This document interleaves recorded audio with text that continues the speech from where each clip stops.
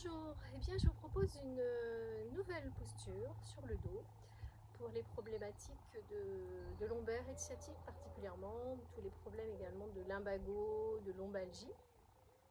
C'est une posture qu'on appelle aussi anti-sciatique, que j'ai déjà montré en assise, et là on va le faire sur le dos.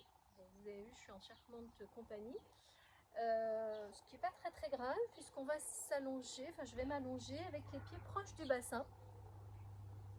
Voilà, les pieds parallèles, la tête dans l'axe, les bras le long du corps pour commencer, un petit peu légèrement espacé du corps, et je vais croiser la cuisse droite sur la gauche en emboîtant vraiment les cuisses. Et là je vais simplement descendre les deux genoux sur la gauche. La main gauche peut venir chercher le genou droit pour le faire adhérer complètement à terre.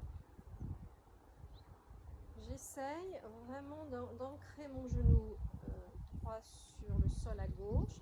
Si l'épaule droite décolle un peu plus, c'est ok, il n'y a pas de problème. Hein, en essayant quand même d'ouvrir l'hémithorax droit autant que vous pouvez. Et vous pouvez soit regarder vers le ciel, soit regarder à l'opposé de votre genou. Donc là, en l'occurrence, vers la droite. Et vous prenez le temps de respirer tranquillement. Puis au bout de quelques instants, vous reviendrez dans l'axe avec votre tête et avec votre dos, ramenez les genoux. On va garder le croisement et je ferme les genoux contre le buste en agrippant le genou le plus éloigné, si c'est possible. Donc là, en l'occurrence, le genou gauche. Et je cherche à ramener les cuisses et les genoux vers moi. Je reste encore quelques instants, quelques respirations, et au bout d'un moment, mes mains vont glisser pour aller agripper soit les chevilles, soit les gros orteils selon la souplesse.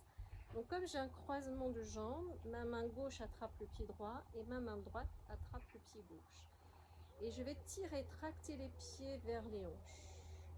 Voilà. Vous pouvez sentir un petit peu le passage du nerf sciatique, ce qui est pas anormal par rapport à la posture. Vous restez là à nouveau quelques respirations et puis vous lâcherez et vous décroisez. Vous marquez un petit temps en replaçant les deux pieds près du bassin pour faire ensuite l'autre côté. Donc on emboîte la cuisse gauche sur la droite, on laisse tomber les deux genoux vers le sol à droite, la main droite vient chercher le genou gauche et vous regardez à l'opposé. Si l'épaule décolle, vous laissez faire. Vous apprivoisez ce qui est possible. Donnez la priorité aux genoux à terre.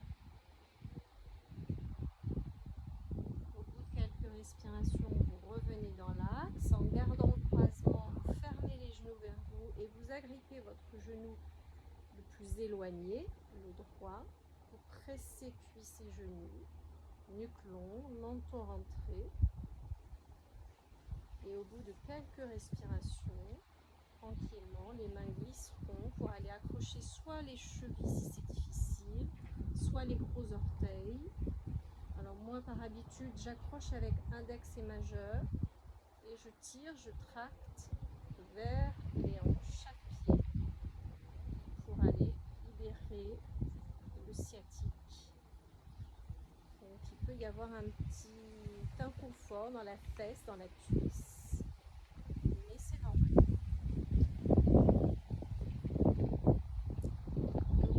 Respiration, vous faites, vous reposez. Vous pouvez garder simplement les genoux contre vous en plaquant le dos.